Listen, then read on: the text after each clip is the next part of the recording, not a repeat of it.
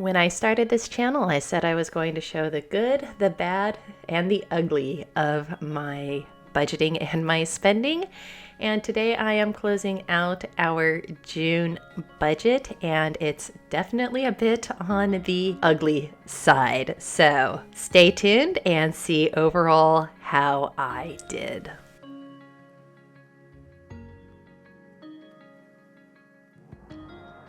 Hello and welcome back to my channel, where I am documenting my journey to debt freedom and financial independence following a zero-based budget that is designed off of the Budget Mom. If you watch my videos for preparing for the beginning of the month, so planning out my budget, you're familiar with my spreadsheet. So I'm back in my spreadsheet this week. Yay. Figured things out from last month. But I always start off with a spreadsheet where I lay out my entire budget for the month. I also have sheets where I have budget week by week. And then as I go through each week, everything fills in. So we're looking at a blank one here, but I'm going to go ahead and bring up what my June completed spreadsheet is looking like. Okay, so here we are, and you can see where now the numbers have been filled in all the way across. And so essentially what I have is my master sheet for June, and then for each week I have an individual budget as well. So I have all of my expenses that are tracked. They automatically populate into the other parts of my budget, and then these feed in automatically over into my master sheet. So I actually have formulas that are in each sheet. So if you look just up here, this is where it is pulling the numbers from my weekly worksheets, brings it into my master worksheet. So basically I don't have to do much other than really keep up with my weekly filling in of my budget and tracking everything. And I've been a little bit off kilter on doing that, so I'm actually going to go back to filming those and sharing those. Close out my budget on Tuesdays, kind of get everything put together on Wednesday, and then I'll put those out on Thursday. So nothing exciting to see there. It's really just for me holding myself accountable because, well, yeah, June was a month. I do have calculations for how much was budgeted, how much was actually spent, and then a few additional things as well. So quick before jumping down to that area, I'm just going to start with what our incoming cash flow was. So I apparently had given myself a pay raise. I don't know. I was telling myself that I was going to get $6,660 in June. I just didn't math correctly. That amount was actually $6,440. And that right there should kind of be a red flag of I already had budgeted for more money than I was going to have. So there's the first indicator of how June is going to be looking. For gas, $4,440, $25.50, that came in from the cash for coins. Those are included in the in our income along with our sinking funds. So whenever I pull from one of my sinking funds, I consider that to be an incoming cash flow because it's not coming from our actual payee. So $1,664 was pulled from our sinking funds. That was $580 more than we anticipated. This last one down here for our envelopes, this is because I do my variable envelopes every 2 weeks, so on my paydays. So we're not able to do them every week. So when I have a month that starts with the first paycheck not being mine, I have to carry money over from the previous, and so I need to account for that in my spreadsheet, but I don't count this in terms of additional income. In total, our total incoming cash from all of our sinking funds and everything else, anticipating $12,724, ended up bringing in $13,109. So just slightly over budget on that. All of our fixed expenses were pretty much as our fixed expenses were expected to be. The one difference being our electricity. We budgeted $100 for electricity. That came in at $10. And again, we have solar, so our electricity rates tend to stay rather low. That was a difference of $90, which is good because that was helpful. An additional $580 in sinking funds. And then where I have blacked out here is what I had in extra expenses, and I will come back to that in a little bit. But where I want to jump down to is actually down at the bottom for looking at those variable expenses and for our sinking funds that I have tracked out at looking at what our percentages were. So let's hop down there. So where I'm going to start off here is the same section that I have where I track my variable expenses up top. I have it again, it just feeds in down here at the bottom. You can see that it's just pulling what those numbers are. And this is where I do my calculation. So we had a grocery budget of $800. We spent $805. That was $5 over. That came to about 6% of our total budget. And thank you to Cece, also known as Crystal, over at Budget by the Bag. You might have seen her son Jacob doing his Budget by the Baggie. And she gave me the idea of including what percentage of the budgeted category was. So this entire category was budgeted at $3,560, and I ended up at $3,480, so $80 under budget, but I used 22% of the budget just for variable expenses on groceries, which is not uncommon because people have to eat, and I'm one of those people that has to eat and enjoys eating. For household items, $100 budgeted, spent $160. So that was 1.2% of the actual budget, 4.5% of the category. Spend, this was me. Can't blame anybody else here. Had 100 budgeted, I spent 235. So it's $135 over budget, bringing that to what should have been under 2% of the budget, and I spent about 6.5% of the category. Our fuel, we had $720 budgeted. We spent $705. The reason we had $720 was, again, we had that rollover that came from the previous month, which was May, and that was, if you watch that video, that was that carryover envelope category that I had written in. So this was 5% of the overall budget and about 20% of the category. Transport came in at $270, so $80 under budget. Again, you can see the numbers over off to the side. Dogs came in under budget at $260. Bulk groceries came in under budget at $180, which is good because I had to use that extra money to cover up and pay for going over in other budgets. It just gets worse. So I'm sorry that I'm laughing, but I have to laugh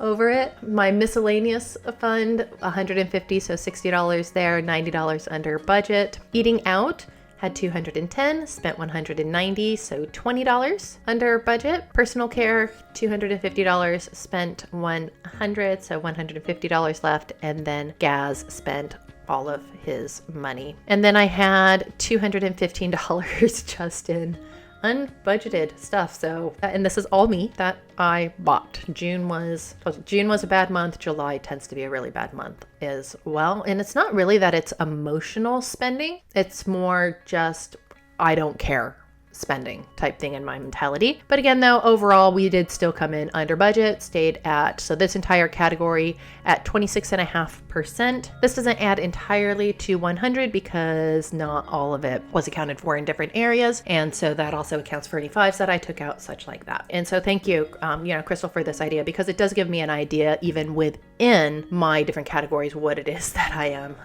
doing. And next, I am going to go over to our sinking funds. And so various different sinking funds. We had planned to put in $70 into our emergency fund, and we didn't put anything into it. There's a reason for that, and that's because we have our tax returns and such coming up, and all of that will make sense when I talk about our financial goals. If you hear my dog whining in the background, I apologize. It's early in the morning and he wants attention and food. And that's actually not Turbo, that's Torky that is doing that. $70 that was going to go to the emergency fund did not. I was going to put $380 to maintenance. I only ended up putting $190. That one's a bit more flexible in terms of sinking funds, and that was so that I could start focusing on some of those other smaller sinking funds a bit. $310 going to the regos. And I had somebody ask, what is a rego? Rego is car registration. In Australia, things just get shortened and we add an O, which is why you see the dogs are called doggos. Registrations are called regos. The service station where you get your fuel is called a servo. The bottle shop, if you drink, so where you pick up your wine or your beer or anything like that, it's called a bottle-o. The afternoon is called an arvo. That's just the Australian language. And after being here for 11 years, I have adopted quite a bit of it. So if there's anything that I ever say, just let me know and just pop that question down in the comment box and I will translate for you, so to speak. Utilities, $250 that was budgeted, and that came out to $260. That's just because I changed up and I put them into 2 separate envelopes instead of 1 shared envelope. And because if you've watched my videos, I have this issue with change. I don't like putting our change into envelopes. It's just weird. It's wonky. And so I round things up. Camping, I had planned for putting $100. We actually put in $200 for that. The dog's vet. So this is Turbo Stupidity Fund. Nothing that was planned for that. Nothing for home projects or the insurance gap. If you've seen my sinking funds update video, then you've seen where I'm at for all of these. And if you're wondering, do I have a spreadsheet tracking my sinking funds? Of course I have a spreadsheet that is tracking my sinking funds for me. It's just really hard to do the envelopes and show the spreadsheet at the same time. But basically, if you ask yourself a question, gosh, I wonder if she has a spreadsheet for that, the answer is probably yes. I love spreadsheets. I love playing with them. I love making them. I love learning new skills within them. Subscriptions, $130 went to that. I did have an additional $45 go to my $1,000 project, and this was from one of our bills being below. This was half of the difference between the electricity bill, so what was planned and what was owed. So I put half of it into the $1,000 project, and then the other half I just kept in the bank. The cash sinking envelopes, we had planned to put in $230. We ended up putting in $150. We had planned for $1,470. We ended up only using $1,285. We were under budget by $185. So we had planned on putting about 10% into savings, and I know for some people they go, oh, that's not a lot that's going into your savings. That is because we are prioritizing the debt, because we are paying so much. We're paying over $3,000 per month towards our debt. When we are done with that, all of that is pretty much what is going to be going into our various savings accounts and investing. When we look at within the budget category, by far, what are the largest ones are those obligatory. So our registrations, 21%, our utilities is at 18%, and then camping, because that's the one that we are prioritizing this time around, is at 13%, followed by subscriptions. That's why because these are my priorities, that's why they always get funded first. And then the rest, remaining 10% within the budget, went to these different smaller sinking funds. So overall, not looking too bad. However, it is when we get to what I have as this blacked out area up here. So we were doing really good. And then we come to this part. I'll fix the colors later. Extra expenses. We had $1,755 in extra expenses this month. This was mostly for purchasing a couple of new items for around the house, so that would come out of the house fund, and things that we had planned on waiting and buying in August, and then we just decided, you know what, we kind of want that now. So we just essentially, tapped into our cushion. Our cushion is gone completely. What is also in here is my husband is an absolutely beautiful person, and I've been talking about this camping trip that we have coming up, and it's middle of winter. I tend to handle camping trips even in winter with no dramas, with no issues, but because I'm so sick and I've lost so much weight from being sick in the middle of winter, he's really concerned about my level of comfort, getting too cold and such. And so what he actually did was he said, can I use some of that extra money that's in the cushion and go buy some additional camping gear? I just want to make sure that you're comfortable, that you're warm, everything else. And so I'm like, yeah, we've got extra money in the cushion. Go ahead. I had thought, maybe he's going to spend a couple $100s, and he spent around $1,300 on different items. I can't really fault him for it. We had the money as well. It's not for us. It's not a drain, but seeing that amount of, it doesn't look overly pretty, but at the same time, I'm not going to beat myself up. It's stuff that we're going to use. We do a lot of camping. We usually go camping a good 12 times per year. And sometimes when we go out, we'll go out for 1 week to 2 weeks at a time. So it's not like we're getting, small gear or anything like that. This is actually larger, long-term, meant for longer excursions. But so that is where that came from. So where this money came to cover this up. So it actually, our total expenses for the month were $7,470. When all was said and done, we were, from our budget, from money that we just had from our checks and everything else, was $1,549 that we were short. So we pulled from a couple of extra sinking funds. And as I said, we just wiped out the entire cushion. So we're going to be starting a little bit from scratch there. And you'll probably see me scaling back quite a bit in our July budget, and then also part of our August budget as well. But it is what it is. We didn't go into debt for any of it, so I'm not going to be too fussed. It's something that my husband did out of genuine concern and care for me, and I absolutely love him for it, and I'm not going to fault him for it. So that is going to bring us down to our last section here, and this is looking at all of our categories combined together. So mortgage was right on where we anticipated it to be, $1,600, 12.2%. Debt, $1,096. That's our contractual amounts that we have to pay, so 8.4%. Our expenses, I have to laugh. So over by $2,245. So we had anticipated $2,529. We had $4,774, a whopping 36%. For savings, we had anticipated that we were going to have $369, and we ended up with $522. And looks like I didn't drag this one over, so I will. Then for extra debt, we had planned $2,100. We had ended up with $1,872.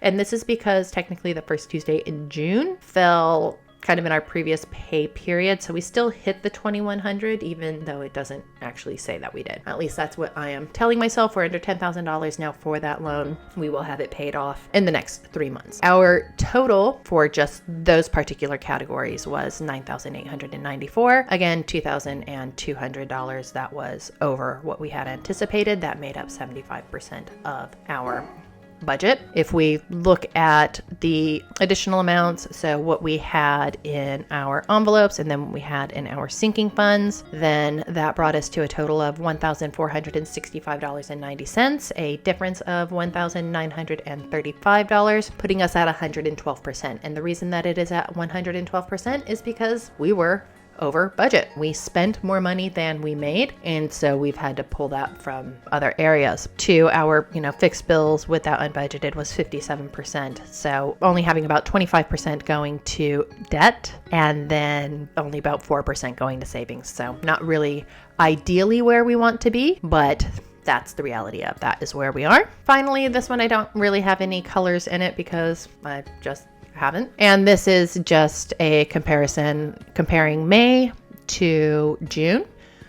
And then I have an additional comparison of everything else, but probably don't need to go into that level of detail with that.